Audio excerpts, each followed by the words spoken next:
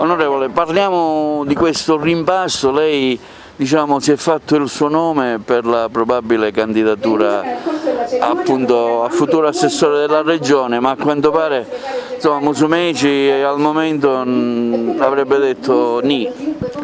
Allora, è volontà di Forza Italia, di Gianfranco Miccichene, alla qualità di commissario regionale, di rivedere, ecco, di dare una giustata alla Giunta. Non si parla di rimpasto assolutamente, si parla semmai di cambiare qualche assessore, che Agrigento dovrebbe essere presente, sta nelle cose. È giusto dire comunque che Forza Italia in Agrigento gode di ottima salute.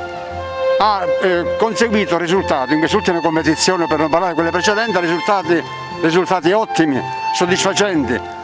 Forza Italia, ritengo, di Agrigento debba avere la sua rappresentanza nel governo.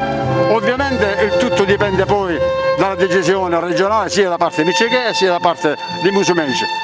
Noi siamo fiduciosi, noi vorremmo che Agrigento potesse dire la sua in questa rivisitazione del governo regionale.